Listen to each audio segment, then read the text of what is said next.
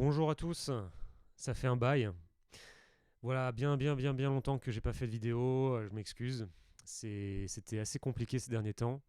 En effet, je vais rentrer en France donc courant mars. Et donc je cherchais du travail, enfin j'étais assez occupé pour ça. Et du coup, je voulais faire une petite vidéo pour récapituler un petit peu ma recherche et comment ça s'est passé. Et c'est de voir aussi pour moi de mettre un peu d'ordre dans ce que j'ai pu observer et comment je l'ai perçu. Voilà, donc je vais parler un petit peu de ça. Bienvenue sur l'œil du photon, c'est parti.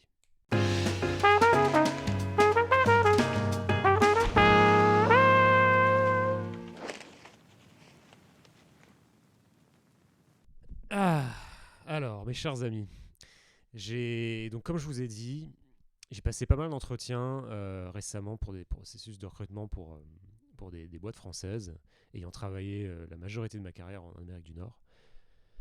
Et donc voilà, je voulais vous dire un petit peu ce que j'en pensais. Voilà, un peu comme ça,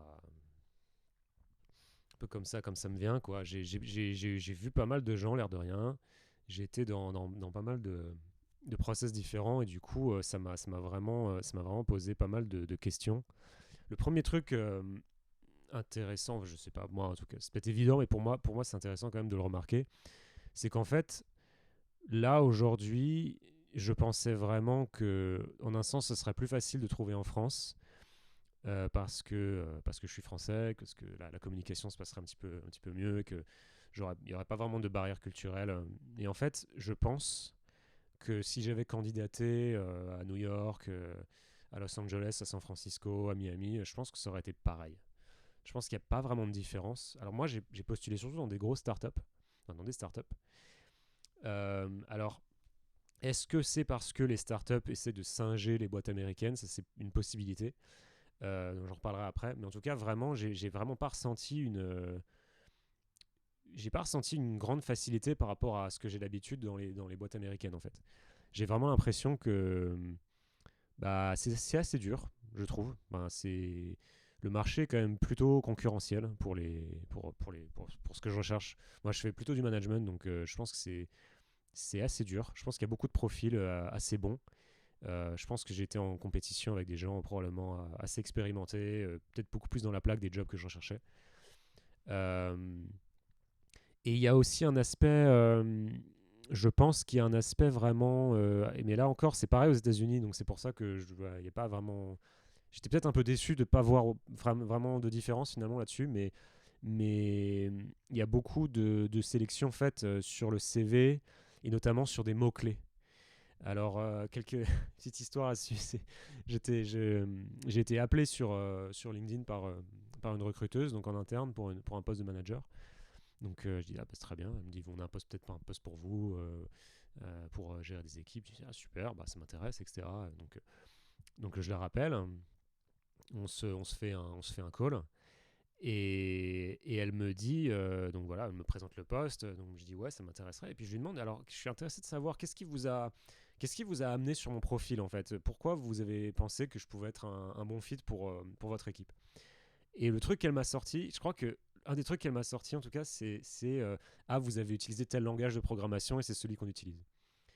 Et là je me dis ah, damn, c'est tellement dommage, tu vois, si près du but.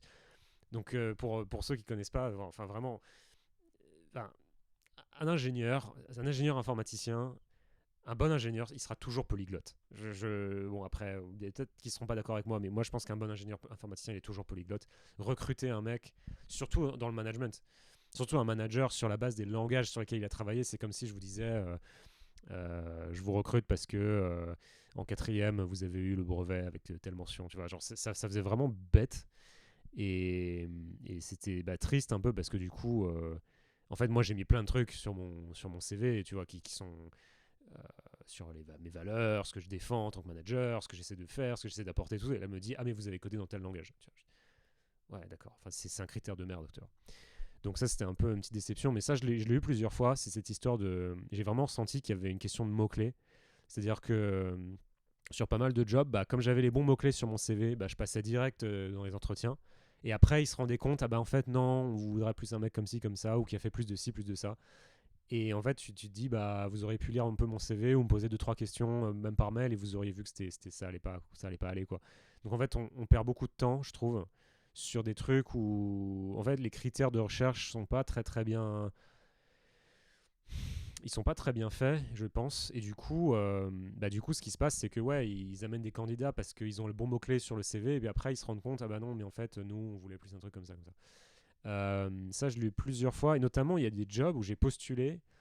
Alors, c'est un job que j'ai pas fait. C'est-à-dire qu'il n'y a pas marqué ce job-là sur mon CV, mais j'ai quand même fait plein de responsabilités qui sont très très proches de ce type de poste. Et en fait, j'ai eu aucun entretien. Et je suis sûr que si j'avais mis le nom, tu vois, sur mon CV, le titre du poste exact, même si c'est faux, parce que j'ai pas eu ce poste-là, j'ai eu un autre poste, mais très similaire, là, je suis sûr que j'aurais eu des entretiens. Après, est-ce que j'aurais le job? J'en sais rien. Mais c'est vrai que du coup, c'est assez triste parce que tu te dis, bah, il y a une espèce de rigidité finalement des postes. Enfin, qui tient pas vraiment compte des compétences intrinsèques à chaque personne. Alors c'est quelque chose que je peux comprendre. Effectivement, si tu cherches un ingénieur Scala, bon bah parce que tu fais du Scala, tu dis je préfère un ingénieur Scala parce que il a fait du Scala et du coup il va pouvoir aider mes équipes à se mettre à niveau. Tu vois, dans des cas comme ça, c'est plutôt logique. Mais sur des postes un peu plus management, un peu plus communication, un peu plus coordination, bah, ça a pas tellement de sens, je pense, de recruter comme ça par mots-clés. Euh, Tu vois, par exemple, si ce que tu veux, si ton équipe elle travaille sur une technologie spécifique, bah, si tu trouves quelqu'un qui a travaillé sur une technologie qui est pas celle-là, mais qui est quand même très similaire, c'est good enough, quoi. Tu vois, il y a pas. Je pense que c'est vraiment un aspect que j'ai trouvé dommage. Et ça, pour le coup, je pense que c'est pareil aux États-Unis et au Canada. Euh, je pense que c'est vraiment la même chose. Il y a vraiment ce côté un peu rigide. Bon, bah voilà, on veut un mec. Tu vois, ils mettent les gens dans des cases, quoi. Et ça, je trouve ça vraiment dommage. Euh, donc ça, c'est un aspect qui m'a frappé. Donc, je me gratte beaucoup, désolé, mais du coup, il y a vraiment Moi, j'ai la sensation quand même. J'étais assez surpris en rentrant en France de voir à quel point les boîtes françaises, surtout les startups un peu jeunes, essaient de singer le modèle de startup américain. Et c'est assez bizarre et un peu triste, enfin peut-être drôle et à la fois triste, de voir finalement que bah, tu as passé ta carrière donc aux États-Unis, au Canada, machin, donc voilà, tu as travaillé avec un certain modèle. Les Américains sont très consensuels, tu vois, ils aiment vraiment quand les choses sont décidées en équipe. C'est assez rare de voir des modèles, surtout des modèles, tu vois, surtout avec des jeunes startups qui vont me dire on est très vertical, tu vois, ça n'existe pas trop. En général, ils vont plutôt te dire on valorise voilà l'esprit d'équipe, l'entraide, la bienveillance, des trucs comme ça. Et en fait, on retrouve exactement ces mêmes valeurs dans les startups françaises. Et, et je dis, il y a un truc, enfin, moi, au bout d'un moment, je trouve ça assez gênant. C'est quelque chose que j'ai pas trop réussi à expliquer en entretien. Bon, enfin, j'ai pas tout le temps essayé, mais j'ai pas vraiment essayé. Je pense que c'est trop long à expliquer, mais il y aura beaucoup de choses à démêler de ça. Mais je pense que, euh, je pense que c'est, comment dire, personne veut être malveillant en fait. Personne n'a pour ambition d'arriver au travail, d'être toxique. Personne n'a pour ambition d'arriver au travail, d'être une merde humaine. En fait, c'est pas ça marche pas comme ça. Donc du coup, aller afficher des valeurs de type, bah nous on est des gens bien. Tu vois, ça fait quand même, il y a quand même une espèce de, comment on appelle ça C'est pas un dissonance cognitive, mais il y a quelque chose d'un peu cringe, il y a quelque chose d'un peu bizarre. Euh, Où tu te dis, enfin, t'as l'impression que, en anglais, ils appellent ça virtue signaling, tu vois, c'est vraiment, on montre qu'on est des gens bien. Je trouve ça très problématique parce que bah, par exemple, moi, des retours comme ça de boîtes qui m'ont dit, bah, nous, on valorise vraiment le fait de prendre soin de ses équipes, et toi, tu nous as pas forcément convaincus sur l'aspect gentillesse, bienveillance et tout ça. Et ouais, j'aimerais le dire, bah ouais, c'est vrai que quand je parle de toute façon de mes expériences passées, je peux avoir tendance à être assez critique. Mais ça veut pas dire que quand je fais mon boulot, je suis pas un mec gentil en fait. Tu vois, enfin, de toute façon, de manière générale, ça donne un feedback très personnel. Genre sur ta personnalité, ça te fait presque te sentir que si t'es pas un bon fit pour eux, c'est que t'as une mauvaise personnalité en fait. C'est que t'es pas quelqu'un de gentil, tu vois. Et tu vois, c'est ça. Enfin, entre le feedback, je dirais le feedback objectif sur ce que tu es capable de faire et le jugement de valeur sur qui tu es en tant que personne, tu vois, il y a une différence qui a tendance à s'estomper. Et je trouve ça assez malsain, en fait. Donc moi, je préférerais qu'effectivement, on me donne un feedback pour dire, bah voilà, on t'a mis en situation, tu as réagi de telle et telle manière, tu avais telle opportunité de dire telle chose ou de formuler ton feedback de telle manière, tu l'as pas fait, du coup c'est dommage, tu vois, genre, et de me dire, et que je puisse me dire, ouais, effectivement, là j'aurais peut-être plus pu dire ça ou autre chose, mais sans qu'on me dise, t'es trop comme ça, tu vois, en tant que, tu vois, personnellement, tu vois, je trouve que c'est assez malvenu dans un entretien d'embauche, ça fait pas professionnel pour le coup.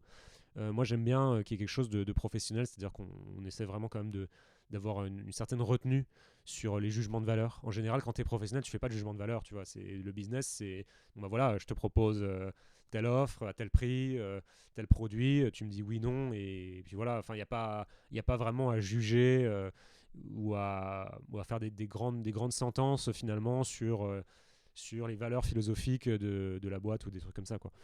Donc ça, je trouve que c'est quelque chose qui se fait beaucoup, enfin, ouais, de plus en plus quand même dans les startups américaines, qui a tendance à beaucoup se faire en France et qui est d'autant plus bizarre que, bah, autant aux États-Unis, je dirais, c'est pas que ça a plus de sens, mais enfin, encore une fois, c'est pas le même type de société, donc c'est comme si c'était des sociétés très consensuelles.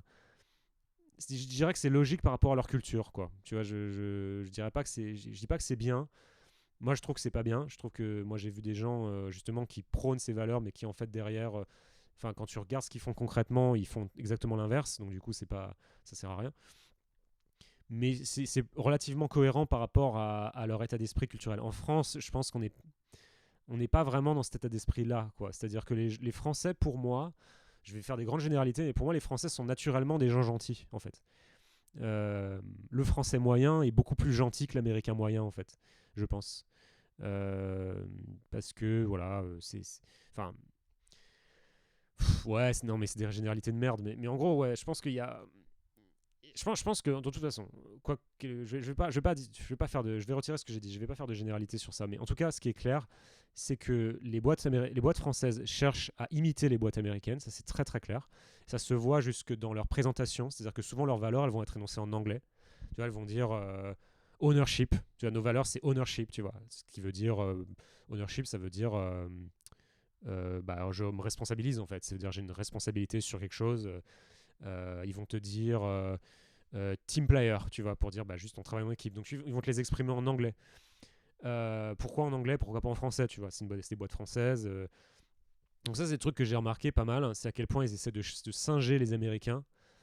Et ça fait triste en fait parce que bah ouais, c'est comme si enfin ouais, tu sens bien que c'est qu'une copie, quoi. Au lieu d'essayer d'explorer leur génie spécifique, le génie spécifique de la nation française, finalement, ils vont s'en référer à des trucs qui sont assez loin, qui maîtrisent pas vraiment d'ailleurs, parce que je pense que le wokisme, je sais pas, je suis pas sûr que le wokisme américain soit vraiment bien compris en France. Je suis pas sûr que il y a un contexte qui est vraiment différent. Et tu vois, quand on parle par exemple de racisme, bah, le racisme aux États-Unis, je pense que c'est vraiment pas la même chose que le racisme en France. Donc réimporter les mêmes concepts, pour moi, n'a pas vraiment de sens. Il vaudrait mieux qu'on invente nos propres concepts, pour le coup. Et en général, on le fait. Enfin, on le fait sur beaucoup de domaines, mais plutôt bien. Mais c'est juste qu'il faut aussi le faire dans le domaine entrepreneurial. Et puis, du coup, voilà, t'en arrives un peu à te dire, bah, j'ai quitté l'Amérique pour me retrouver dans un truc qui essaie d'imiter l'Amérique. Tu vois, genre, non, bah non, moi, ça m'intéresse pas, quoi. Moi, si je reviens en France, c'est pour la France. C'est pas pour avoir de pâles copies d'un truc que je connais. Enfin, voilà, après, on aime, on n'aime pas, mais. Puis un truc d'ailleurs aussi qui est, qui est quand même assez remarquable, c'est quand même le niveau de salaire. Parce que c'est bien gentil de dire qu'on veut faire comme les Américains, mais si derrière vous payez comme pays du tiers-monde, ça va être compliqué. Moi j'ai vu pas mal de boîtes, pas toutes, mais quand même pas mal de boîtes qui payent très mal. En tout cas, qui payent pas très bien, qui payent, on va dire, qui payent de manière correcte, mais par rapport à un salaire d'Américain, enfin, c'est risible, quoi. Alors après, oui, il y a les avantages. Enfin, c'est pas tout à fait comparable. Tu t'y retrouves à peu près dans certains cas, mais les salaires américains, moi, j'étais plutôt dans les bas salaires, dans le sens où j'étais pas, je vais pas donner mon salaire, mais j'étais pas mal payé, mais j'étais pas non plus incroyablement bien payé. Moi, j'ai vu des gens qui étaient genre 3 fois mieux payés que moi, facile. En France, ça n'arrivera jamais. Ce genre de niveau de salaire avoir 400 000 dollars en salaire brut, en salaire total, parce qu'en général, c'est pas 400 000 dollars, c'est genre 150 000 dollars, plus 150 000 dollars brut, plus tu vois, 100 000 dollars d'actions, 100 000 dollars de prime, un truc comme ça. Tu n'auras jamais, jamais, jamais ça en France, quoi. Jamais, jamais. Donc voilà, donc moi, et en plus, j'ai vu des startups comme ça, c'était des licornes. C'est-à-dire que la startup, elle vaut 1 milliard. Tu dis, la startup, elle vaut 1 milliard, elle n'est pas capable de me payer 5-4 plus que ce qu'ils ont dans leur grille, tu vois. Tu vois, c'est des trucs comme ça où tu dis, mais ok, vous jouez aux Américains, très bien, mais les Américains, ils payent, quoi. C'est ça aussi la différence. Donc si vous voulez y aller, allez-y jusqu'au bout, quoi. Mais là, vous trichez, quoi. Donc voilà, de manière générale, j'étais un peu déçu sur ça. Et puis puis aussi, enfin, j'ai vraiment cette sensation que d'avoir vu des clones, quoi. Que les boîtes françaises, les startups françaises, elles ont un peu le même modèle. C'est le modèle de la startup, française ou pas d'ailleurs, je suis pas sûr, avec les mêmes valeurs, la même philosophie, les mêmes process, la même manière de recruter. Ils vont poser les mêmes questions. Et ça, c'est vraiment drainant en fait. Je me suis senti drainé, mais peut-être plus que jamais dans ma recherche d'emploi, parce que tu as vraiment l'impression de refaire tout le temps la même chose. Et on te repose tout le temps les mêmes questions.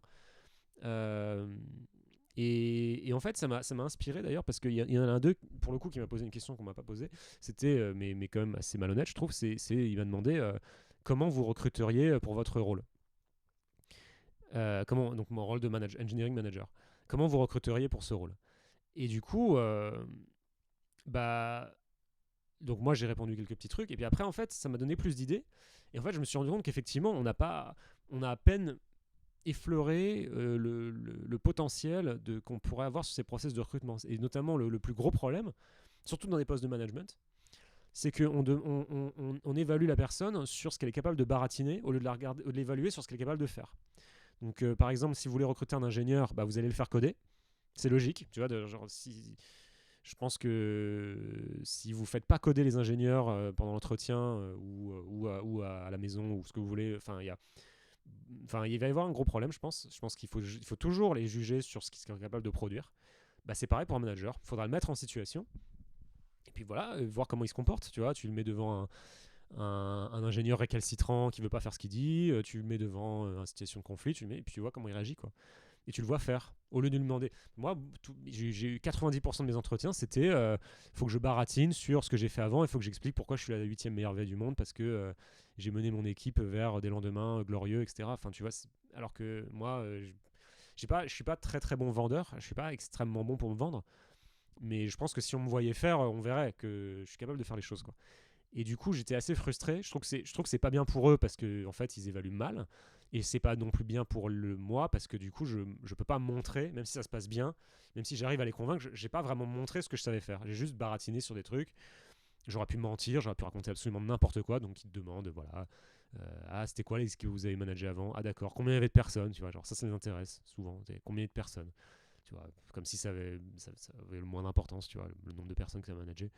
Euh, des critères comme ça, ou alors voilà, parlez-moi du projet le plus complexe que vous ayez managé, tu vois, genre moi je suis j'en sais rien, tu vois, genre de manière générale, je vois même pas forcément les choses nécessairement en mode de projet, tu vois, genre mais bon, c'est ma philosophie, mais bon, moi je préférerais qu'on me mette devant, justement, si tu veux me voir manager un projet, mets-moi devant un projet, un mini projet, et puis moi je te dis voilà, ok, bon moi je pense qu'on va faire c'est ça, et puis ou mets-moi dans une situation, quoi. Donc ça m'a pas mal fait réfléchir.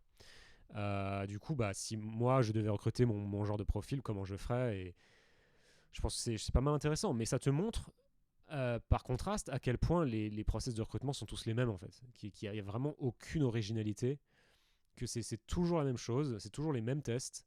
On dirait qu'ils se les sont pompés les uns sur les autres. Il y a une espèce de mimétisme très fort.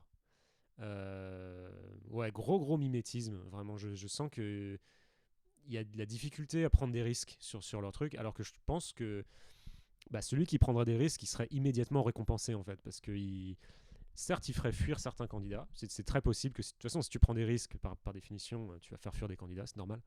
Mais je pense que ceux qui vont rester, ils seront beaucoup plus loyaux.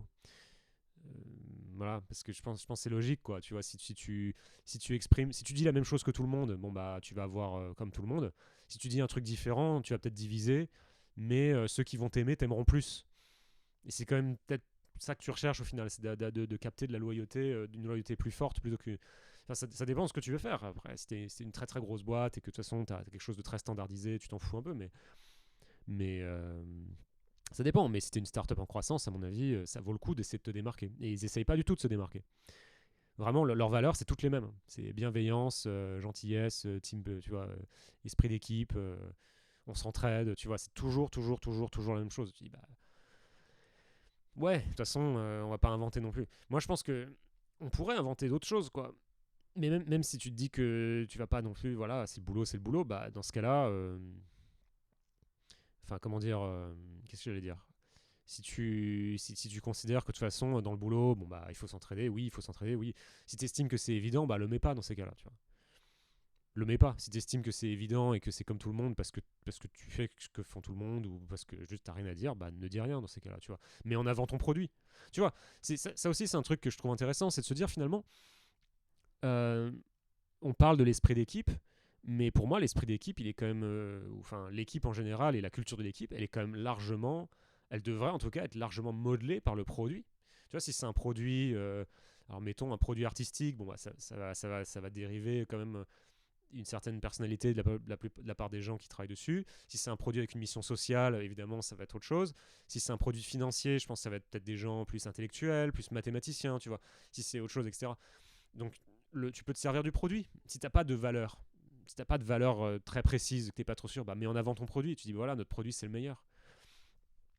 C'est vachement important. Je pense que moi, dans mon expérience, ces questions de gentillesse et de bienveillance, en fait, ça marche 2 semaines.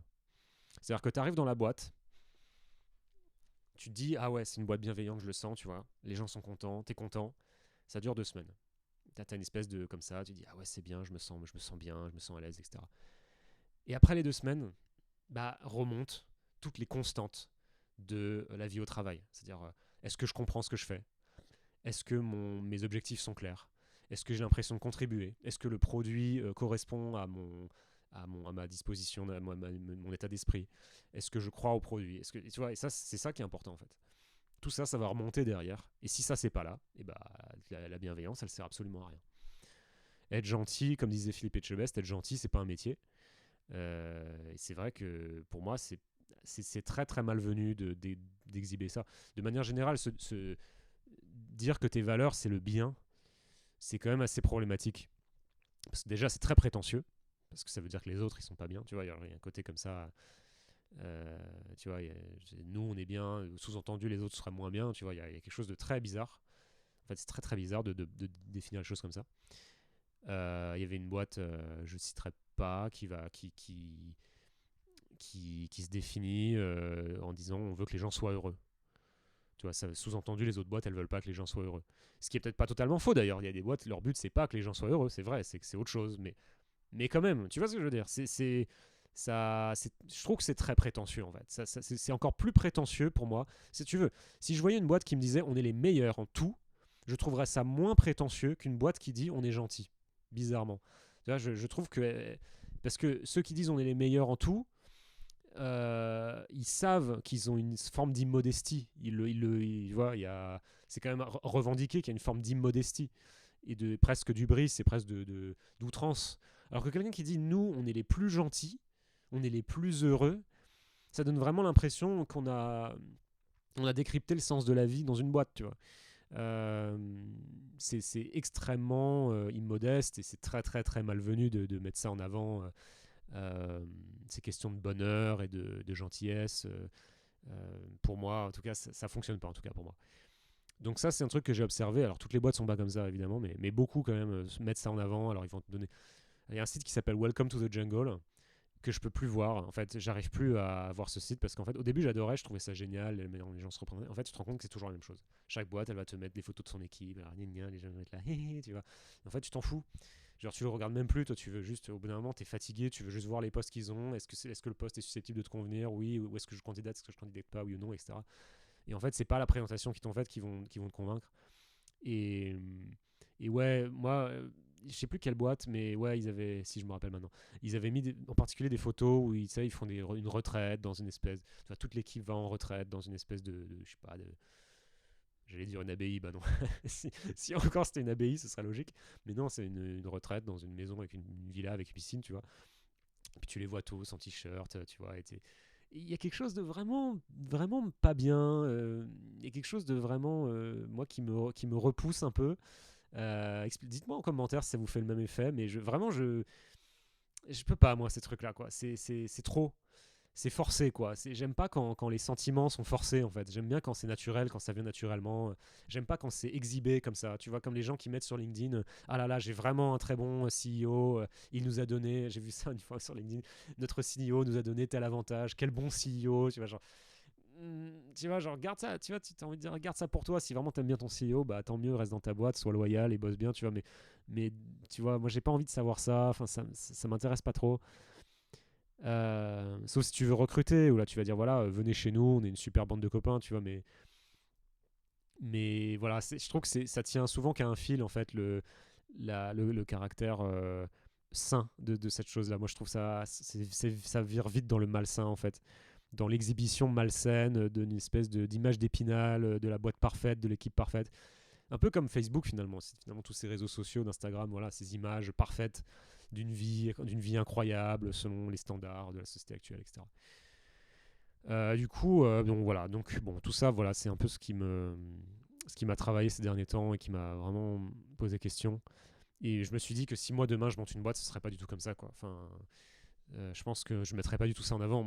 Pour moi, si je monte une boîte demain, c'est parce que je crois que je peux faire le meilleur produit, quoi. Ce serait vraiment beaucoup plus en mode artisanat. C'est-à-dire, on est des artisans, on crée le meilleur produit et on s'efface en quelque sorte derrière le super produit qu'on est en train de créer. Et c'est le produit qui est au centre de notre travail. C'est pas nous, tu vois, que ce soit notre bonheur ou notre équipe, notre super équipe géniale, tu vois ça. Non, c'est le produit qui est le plus important. Et on travaille tous vers le produit, vers ce produit idéal qu'on voudrait avoir, quoi. Donc je pense que ce sera un truc un peu plus ouais, en mode artisanal, genre collectif d'artisans plus que vraiment ou orchestre quoi. Tu vois que vraiment une espèce de cette manière dont les startups cette manière dont les startups ont de se présenter, cette manière qu'ils ont de se présenter. Et du coup voilà. Donc voilà, ouais, j'ai passé beaucoup d'entraînements. Globalement, j'ai quand même été assez déçu de ce marché français. Je trouve que, je sais pas, je trouve que c'est, ouais, encore une fois, beaucoup de mimétisme. Vraiment, y a pas, j'ai pas trouvé beaucoup de boîtes Ah oui, un truc aussi qui est un peu triste par rapport à ici, c'est le télétravail. C'est très très dur d'avoir du télétravail, je trouve. Il y a quelques boîtes. Vraiment, il n'y en a pas énormément qui acceptent et encouragent le télétravail. La plupart vont te donner 3 jours par semaine, mais non pas aucune, mais très peu finalement ont cette attitude qui pour moi est la bonne attitude, c'est de dire aux salariés, bah, vous venez au travail quand vous voulez en fait. Vous venez au bureau, pas au travail, vous venez au bureau quand vous voulez. Et je pense que c'est la bonne attitude à avoir par rapport à ce sujet, c'est-à-dire je vois vraiment pas au nom de quoi on devrait venir au bureau 2 jours par semaine. Pourquoi 2 jours? Pourquoi pas 2 jours et demi? Pourquoi pas un jour et demi? Pourquoi pas un jour? Pourquoi? Tu vois, en fait, ce sera toujours arbitraire. Bah, si c'est arbitraire, autant que ce soit à la discrétion de l'employé. Parce que c'est l'employé, quand même, a priori, c'est un adulte, c'est une grande personne, il sait. Tu vois, moi, je sais si je dois aller au travail ou pas, si je dois aller au bureau ou pas. Enfin, au contraire, si je dois rester chez moi pour me concentrer ou parce que j'ai besoin de flexibilité, une journée ou je sais pas quoi, tu vois. Je pense que c'est bon, le télétravail, pour moi, c'est pas seulement en fait un avantage. Pour moi, le télétravail, c'est une valeur. Pour moi, il y a une valeur travail et une valeur télétravail. La valeur télétravail, ça veut dire quoi? Ça veut dire chaque employé est responsable. On ne se contrôle pas, on ne contrôle pas le temps de travail. Chaque employé est responsable de sa journée, il est responsable de ses activités, il est responsable de où il travaille, quand il travaille, s'il travaille à 2 heures du mat, s'il travaille à, c'est pour moi la valeur télétravail, c'est vraiment une grande valeur de confiance et de responsabilité, de maturité aussi. Il y a quelque chose tu veux travailler avec des gens qui sont matures. Tout ça, je pense, c'est hyper important. Et en général, les boîtes françaises l'ont pas. Alors, il y a toujours des exceptions, mais je trouve que c'est rare au final, quoi. Enfin, c'est pas beaucoup de boîtes ils m'ont dit bah non, il faut venir sur site. Et tu as le droit de prendre 2 jours de télétravail, tu vois, par semaine, ou des trucs comme ça. Tu dis, mais ouais, moi, j'ai pas. Si j'ai envie de faire autrement, je fais comment? Enfin, tu vois. Euh, Ah, surtout après 2 ans de Covid. Putain, après 2 ans de Covid, pas proposer le télétravail. Enfin, tu sors d'où? Tu vois, genre, ça devrait être une évidence. Tu vois, ici, en Amérique du Nord, enfin, c'est une évidence pour le coup. Il n'y a aucune boîte qui est pas capable de proposer le télétravail total d'où que tu sois. Il y a plein de gens ici qui ont déménagé dans des petits villages aux alentours, mais tu vois, c'est. Ouais, et moi, je pense que c'est. Pour le coup, ça, je pense que c'est un progrès. Ça, c'est un vrai progrès. Alors, il y a. Tout le monde va dire oui, mais non, parce qu'en fait, parfois, il y a des gens qui abusent, je sais pas quoi, ils t'appellent tard le soir. Bah, si t'appelles tard le soir, tu réponds pas. T'en fous, tu vois, je veux dire, t'es chez toi. Je veux dire, vraiment, j'ai du mal à voir là comme ça. Alors, oui, les gens, parfois, ils travaillent plus parce qu'en fait, ils voient moins le temps passer. Bah ouais, bah, c'est à eux de se réguler. Si vous avez l'impression que vous travaillez plus et que vous vous faites entuber par l'employeur ou je sais pas quoi, bah travaillez moins. Mettez-vous un réveil et puis travaillez moins, c'est tout. Enfin, je veux dire, chacun doit vraiment faut vraiment pas infantiliser les gens. Je pense que c'est le plus important de pas infantiliser les gens. Donc ça, pour moi, c'est aussi une petite déception. Mais donc, ouais, j'allais dire de manière générale, forme de déception quand même sur le marché français. Manque de modernité. Euh, je dis pas que tout est mieux ici, loin de là, mais justement, je trouve que je m'attendais à ce qu'il y ait une grosse différence. En fait, il n'y a pas une très très grosse différence, quoi. C'est peut-être ça qui me déçoit le plus, en fait. C'est pareil, en fait. Genre, je postulerais à New York aujourd'hui, ce serait pareil. J'aurais le même genre d'épreuve, je suis sûr que j'aurais le même genre de conversation. J'ai eu quelques boîtes, quelques process où j'ai senti une vraie différence, et c'est dans le rapport aux gens, où tu sens vraiment que c'est très important pour les Français, pour certains Français en tout cas, d'établir un rapport, d'établir une relation, je dirais, charnelle avec la personne qu'ils vont embaucher, de prendre le temps. Il y a des boîtes qui ont vraiment beaucoup, beaucoup pris de temps pour, tu vois, sans raison particulière, de se connaître, de se rencontrer, tu vois, de se regarder, de se comprendre, tu vois. Et ça, je l'ai pas ici. Alors c'est vrai qu'ici, c'est beaucoup plus. T'es beaucoup plus mis dans des cases, t'es dans un tunnel, voilà, tu vas arriver au bout, etc. Là en France, c'est plus. Ouais, mais alors on veut que. Tu vois, il y a des gens qui m'ont dit. Il y a des gens qui m'ont dit on veut que ce soit toi, tu vois. Moi je dis mais pourquoi? Enfin tu vois, j'étais là mais qu'est-ce que ah mais parce que on t'aime bien, tu vois. Genre il y a vraiment quelque chose de qui s'explique pas trop, tu vois. Mais les Français aiment bien ce caractère très personnel, charnel du travail, etc. Donc ça c'est un truc que j'ai ressenti quand même. Mais à part ça, ouais, à part ça c'était quand même très très similaire. Donc voilà, bon, moi j'aimerais bien refaire une vidéo comme on l'a suggéré sur la différence, quand j'aurai un peu plus d'expérience en France, ce sera probablement dans quelques mois, sur la différence que j'observe finalement entre les manières de travailler à la française, les manières de travailler à l'américaine. Euh, je pense que c'est toujours difficile de faire des généralités, hein. Moi, je vous parle vraiment de mon expérience. Moi, je pense que c'est difficile de faire trop de généralités. Mais de toute façon, moi, je pense que ce qui va se passer, c'est clair que, tel que je l'ai ressenti moi, en étant parti dans des pays anglais, anglophones, il y a vraiment un truc qui est très très fort ici, c'est le consensus. La France ne valorisera jamais autant le consensus qu'ici. Et c'est assez drôle d'ailleurs de se dire que bah, le modèle de réussite américaine, c'est le modèle individuel. Et en fait, donc ça, c'est l'image que tu en as, la réussite à l'américaine, je m'en suis sorti grâce à mes propres forces et tout. Et en fait, quand tu regardes, tu te rends compte que la manière dont ils travaillent, c'est pas du tout ça. Au contraire, la manière dont ils travaillent, c'est très mal vu d'être individualiste dans le travail, en fait, pour un Américain. Que ce soit un Américain, un Canadien, un Anglais, c'est à peu près la même chose. Il y a des variantes, mais en gros, c'est ça. C'est très très mal vu, en fait, d'être individualiste. T'es pas individualiste. C'est des gens assez conformistes, en fait.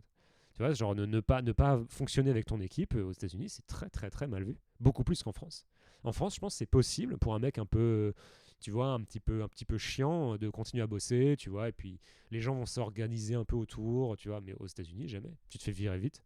Tu te fais virer tout de suite si tu poses des problèmes de personnel. Ils détestent ça. Alors, est-ce que c'était comme ça il y a 50 ans? J'en sais rien. Euh, mais moi, de ce que j'ai vu, vraiment, c'est une société très, très consensuelle, quoi. Du coup, euh,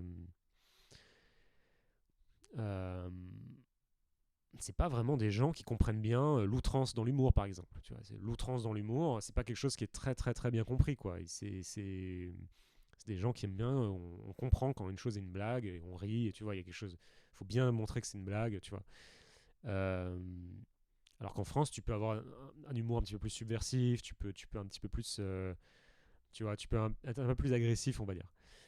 Ici, ils aiment pas ça, quoi. Et c'est assez drôle, quoi, de se dire que leur modèle, c'est un modèle de réussite individuelle, alors qu'en fait, dans les boîtes elles-mêmes, ce qui fait leur force, justement, je trouve, c'est à quel point ils valorisent le consensus, à quel point ils valorisent le fait de se mettre d'accord, qu'il n'y ait rien qui soit imposé, que tout le monde tu vois, une espèce de congregate, tu vois, qu'on soit sûr que tout le monde est d'accord avec une décision, tu vois, genre c'est très très mal vu. Moi, ça m'est arrivé plusieurs fois de me faire taper dans les doigts parce que bah, j'avais pris une décision. Voilà, pour moi, c'est mon boulot de prendre une décision, donc je prends des décisions, et puis en fait, on fait comprendre que ouais, non, il aurait mieux fallu demander avant sur ça, parce que les gens, parfois, ils sont pas. Tu vois, donc c'est ce que je ressens quand même. Peut-être que je ressentirais la même chose en France, mais j'ai vraiment l'impression que c'est l'inverse de ce qu'on pense en fait. C'est l'inverse de ce qu'on pense. Et justement, ce qui fait leur force, ce qui fait le modèle industriel américain, c'est vraiment bah, qu'ils savent. C'est pour ça qu'ils scale. Tu vois, ils aiment bien scaler. Ils aiment pas les petits business. En France, on fait beaucoup de petits business justement très individualistes, très centrés sur le petit groupe, alors qu'en Amérique, ils veulent des trucs qui vont marcher pour 10 000 personnes. Et donc ils vont élaborer tu vois, des plans, une culture très spécifique, la culture Netflix, la culture Google, la culture Facebook, tu vois, pour que ça marche pour tout le monde, quoi. Et à l'échelle, donc avec des milliers de personnes, tu vois. Et pour scale une boîte, bah, tu peux pas faire ça tout seul. Donc, et c'est là où ils sont forts, justement. C'est tout ce qui est le passage à l'échelle. C'est-à-dire que les Français savent très bien créer des startups. Il n'y a pas de problème. Les Français ont plein d'idées, les Français ont plein d'imagination, ils sortent des apps super intéressantes, il n'y a pas de problème sur ça. Là où les Français ont du mal, ou avaient plus de mal jusqu'à maintenant, parce que j'ai l'impression que c'est plus trop le cas, mais c'est justement le passage à l'échelle. Et moi, il n'y a jamais eu autant de licornes en France en ce moment. Donc le marché est quand même très très actif, très, très dynamique. Mais il y a j'ai vu beaucoup de boîtes qui sont en train de passer à l'échelle et qui le font, alors plus ou moins bien. Bon, après, je peux pas trop en juger parce que j'ai pas vu de l'intérieur, mais bon, tu sens que, ouais, il y a. Alors sur le passage à l'échelle, ouais, je pense que quand même, moi, mon sentiment, bon, vraiment de loin, je peux pas trop dire si c'est vrai ou pas, mais j'ai l'impression qu'il y a pas mal de boîtes qui passent à l'échelle et qui savent pas tellement ce qu'elles font, qui se posent pas forcément toutes les questions qu'elles devraient, tu vois, passer à l'échelle techniquement, bon, ça, on sait le faire, hein, je veux dire, ça va quoi, on a tous un Kubernetes, je veux dire, tu peux créer, tu peux spawn 1000 serveurs sur le cloud, voilà, on a tous le cloud, je veux dire, y a rien, je pense qu'il y a rien de il n'y a rien de monstrueusement difficile en 2022 à scale, à mettre à l'échelle un produit technique, un produit informatique, logiciel, le faire fonctionner sur toute la planète. Enfin, je dis pas que c'est facile, mais bon, ça se fait quoi. C'est quelque chose qui a été fait de nombreuses fois quoi. Par contre, passer à l'échelle une équipe, ah, là ça devient un peu plus compliqué. Donc je suis pas sûr, moi de ce que j'ai vu, je sens qu'il y a un peu de jeunisme dans ces entreprises-là qui font que bah, elles n'ont pas forcément toute l'expérience peut-être qu'elles pourraient avoir pour faire ça. Alors, je m'avancerai pas trop, mais j'ai l'impression qu'il y a une forme de défiance vis-à-vis des vieux modèles traditionnels, ce que je comprends, parce que les vieux modèles traditionnels, bon, ils ont fait leur temps, c'est bien. Mais quand même, parfois, c'est bien d'aller regarder des gens un petit peu plus âgés, un petit peu plus compétents, tu vois, qui vont regarder, qui vont être capables de dire, bon, bah voilà, moi j'ai travaillé de cette manière-là, ça a marché, ou à l'inverse, ça n'a pas du tout marché pour telle raison, etc. Moi, j'ai vu beaucoup de jeunisme, ouais. D'ailleurs, une fois, j'avais un entretien où j'avais un peu. Bon, c'est une erreur. Ne faites jamais ça en entretien, hein. J'étais fatigué. Il faut surtout jamais faire ça. J'ai critiqué un de mes anciens chefs. Il faut jamais faire ça. Mais bon.